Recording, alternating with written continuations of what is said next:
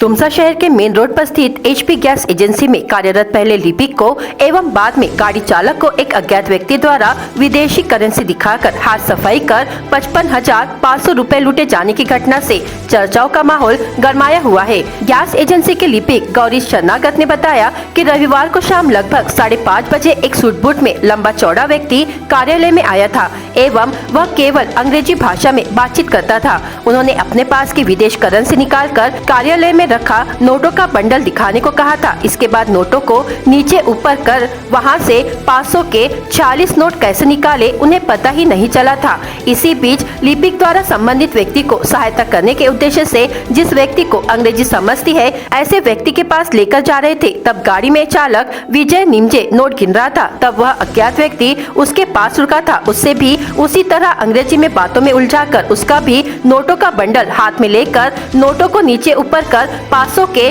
63 note निकालकर bundle लौटाया था। अंत में गुड बाय कहकर वह व्यक्ति रफू चक्कर हो गया था। उसके चले जाने के बाद गाड़ी चालक विजय कैश जमा करने कार्यालय गए तो उसकी जमा राशि में 32,500 रुपए कम पाए गए थे। उनके द्वारा लिपिक गौरी को बताने पर उन्होंने भी अपनी कैश की गिनती की तो वहाँ भी 23,000 रुपए कम पाए गए थे। इसकी उन्होंने एजेंसी के सचिव नरेंद्र ठाकुर एवं पुलिस को सूचना दी गई थी। पुलिस द्वारा सीसीटीवी के फुटेज की जांच करने पर संबंधित व्यक्ति स्कोडा 4 व्हीलर गाड़ी सड़क पर खड़ी कराया था।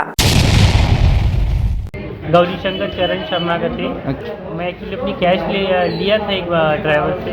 उसमें एक आदमी आया, मेरा बहुत 6.5-7 फीट का आदमी था। वो देखने में हेल्दी स्मार्ट गोरा सा, यानी जस्ट लाइक अ फॉरेनर जैसा ही, यानी उसकी इंग्लिश लैंग्वेज में बात कर रहा था। वो लैंग्वेज उसकी फॉरेन लैंग्वेज जैसी इंग्लिश लैंग्वेज।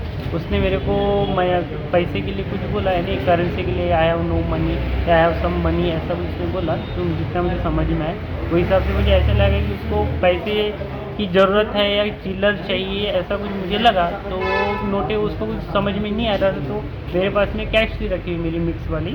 वो उसमें से 20 मतलब जैसे 500 उसके नोट के मैंने विवरण बताया।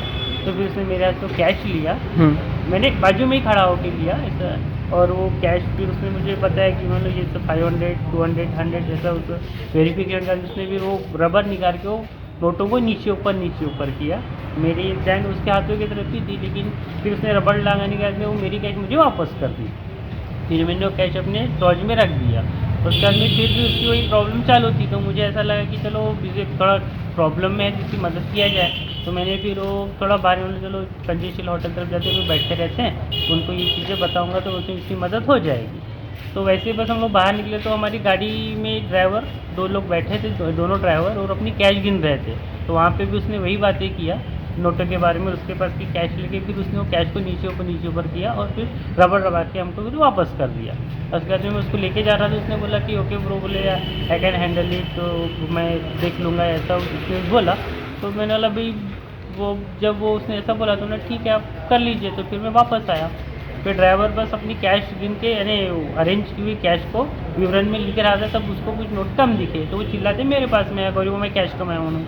मैं गया वहाँ पे देखा तो सही में कैश कम थी। तो फिर मुझे याद है कि मैं अपनी कैश देख लेता हूँ। आके देखता तो मेरे पास की भी कैश कम हो गई थी। मेरे पास से 23,000 रुपये कम हुए और पूरे 500 की नोटें कम हुई है, और पूरे नहीं गए सब भी।